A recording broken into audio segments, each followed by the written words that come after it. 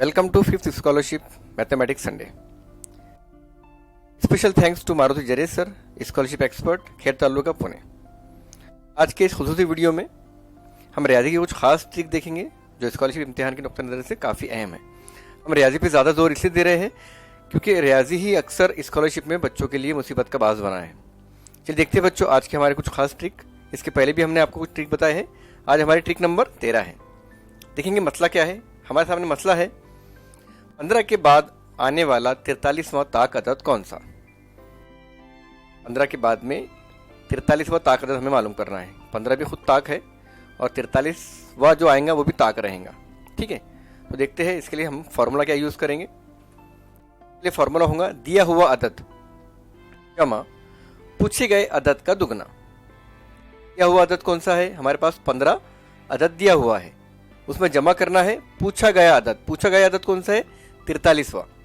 इसका दुगना करना है। दुगना यानी ज़रब दो।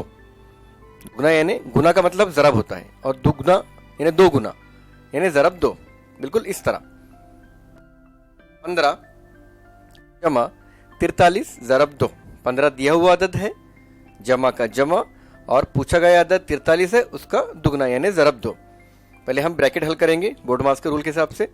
तो 15 जमा 43 ज़रब दो यानी 86। 43 दूनी 86। अब 15 और 43 ही जमा कर देंगे तो आ जाएगा 101। यानी 15 के बाद आने वाला 43वां ताक अदद कौन सा होगा, 101।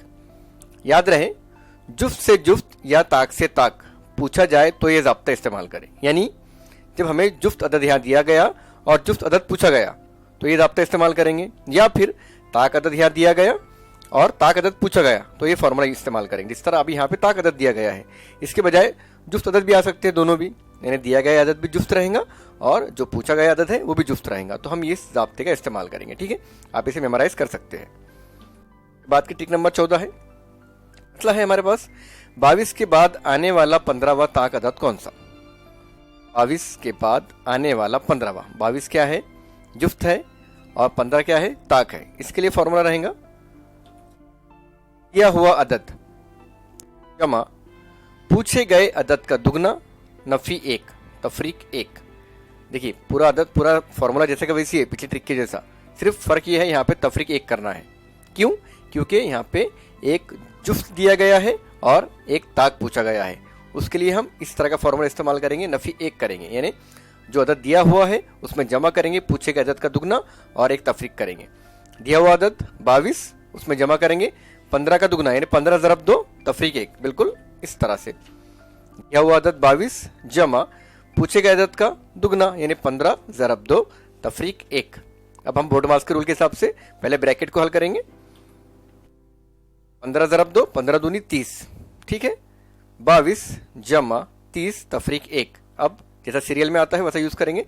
जमा 22 और 30 की जमा हो जाएंगी, 22 और 30 हो जाते हैं 52 तफरीक 1।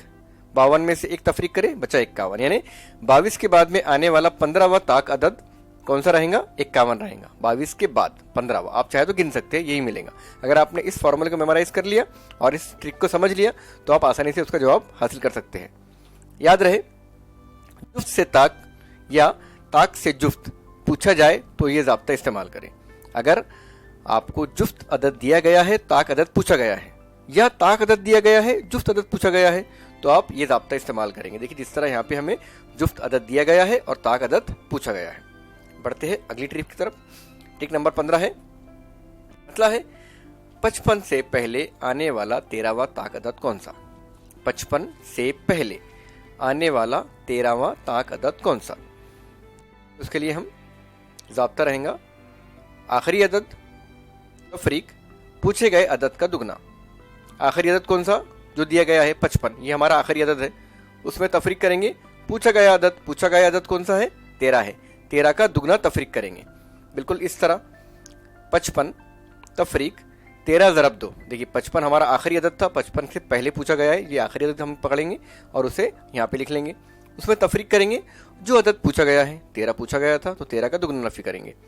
तो 15 तफरीक यानी नफी ब्रैकेट 13 ज़रब 2। अब बोर्ड मास के रूल के हिसाब से हम पहले ब्रैकेट को हल करेंगे। 13 दूनी 26 यानी 55 तफरीक या नफी 26। 55 में से 26 गए, बचे 29, यानी 55 से पहले आने वाला 13वां ताक अदद कौन सा रहेगा? 29। याद रहे, जुफ्त से जुफ्त या ताक से ताक पूछा जाए तो ये ज़ाब्ता इस्तेमाल करें। जुफ्त से जुफ्त यानी यहाँ पे अभी हमारे पास ताक था, 55 ताक अदद है और 13 भी ताक अदद है, यानी यहाँ पे ताक से ताक पूछा गया। अगर इसके बदले कोई दो जुफ्त अदद रहे तो भी आप ये ज़ाब्ता इस्तेमाल करेंगे, यानी जुफ्त से जुफ्त या ताक से ताक। ध्यान में रखिए इसे। देखेंगे अगली ट्रिक, ट्रिक नंबर 16। मसला है 60 के बाद आने वाला 15वां ताक अदद कौन सा? 60 जुफ्त अदद है, इसके बाद आने वाला 15 ताक अदद है, आने वाला ताक अदद कौन सा? देखते हैं। फॉर्मूला है आखिरी अदद तफरीक पूछे गए अदद का दुगना जमा 1। आखिरी अदद तफरीक पूछे गए अदद का दुगना जमा 1।